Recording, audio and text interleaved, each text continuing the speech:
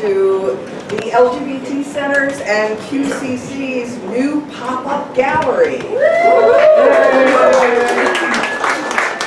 And to our inaugural exhibition, Portraits of Trans Activists, that is up for your enjoyment this evening and will be through the end of November.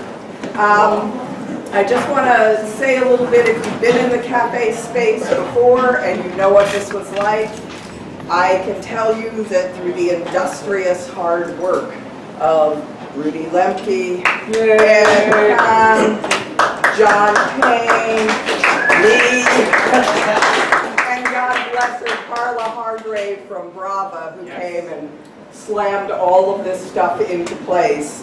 This wouldn't have happened without so.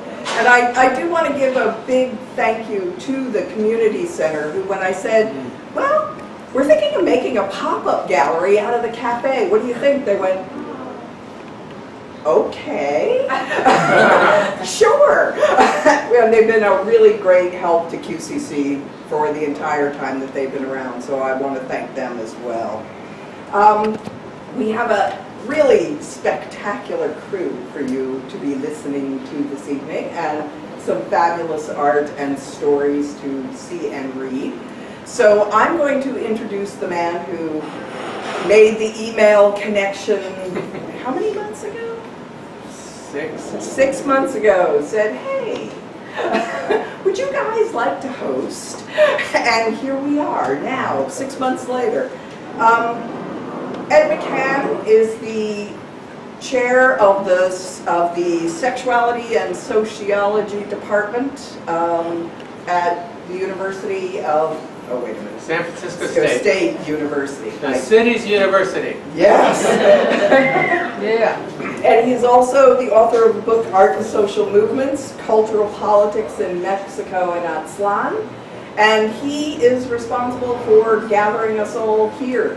So thank you, Ed, and Ed will introduce our participants. Hi, good evening, everyone. It's really great to see you all here. This has been a long time in the planning, and it definitely couldn't have happened without our superhero duo of Pam Peniston and Rudy Lemke, who are, if you don't know, two of the founders of the Queer Cultural Center, and for years have been responsible for bringing our community amazing arts and cultural programming, and it's just been such a pleasure working with both of you. It's really been great. And the whole staff here at the center have been amazingly cooperative as we've moved things around, borrowed tools, sent them back, brought the letters out, sent them back, spilled paint, moved up paint. It's really been a great collaboration, and you know, this is exactly the kind of community partnership and community collaboration that my colleagues at San Francisco State are so proud to engage in. And it's the kind of events that's possible when academics and community organizations can come together around something like this. I also want to thank a couple of our local artists who volunteered hours and hours helping install the show. John Kane, who also happens to be my handsome husband over here. And Bola Rubin, who is such a professional. She just knew how to get everything lined up and straight and do it fast. Well, not straight. You know. Not straight. Even. Something. Gaily level. Gaily level, I like that, gaily level. But now let's get to what we're really all here for. It's just such an honor for me to be able to introduce Gabrielle Le Roux, the artist who co-created the portraits you see here with transgender activists from Turkey and several African countries. And Gabrielle and I met in Johannesburg in 2013. In a 3-day workshop that was organized around her collaborative art projects that you see here.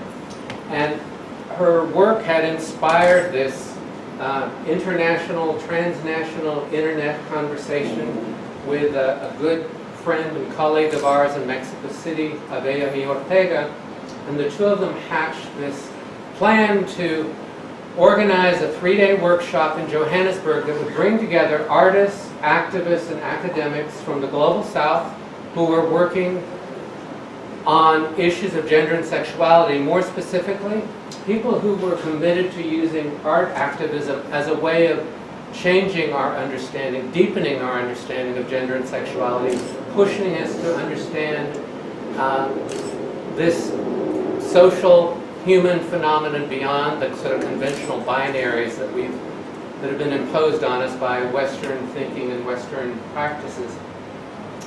And we have been collaborating ever since, and Gabrielle and Adeyemi and I have started trying to figure out how we could recreate something like the workshop in Johannesburg in Mexico City, which would give us a chance to bring our collaborators from Africa and Turkey into conversation with like-minded folks from Latin America and communities of color in the United States. So part of that was figuring out how to at least first bring Gabrielle and her work to the Americas for the first time. So she just spent several weeks in New York in September. She's now here in San Francisco, and at the end of the month she's moving on to Mexico City. And all the while, as any of you who have met her have already discovered, she is building networks of accomplices to be able to carry this work forward. So I'm so proud to be part of bringing her and her work here.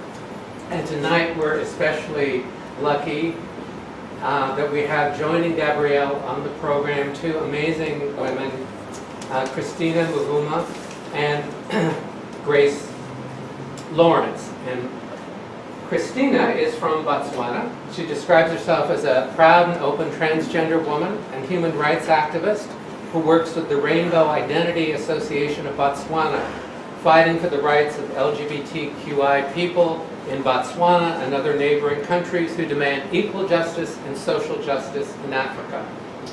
And Grace is a transgender woman from Liberia who, if you can wrap your brain around this, spent nearly 3 years primarily in solitary confinement while detained by ICE, the U.S. government's Immigration and Customs Enforcement. And since her release and the dismissal of her case in late 2009, she's been providing guidance to other transgender immigrants. So please give a warm welcome to Gabrielle.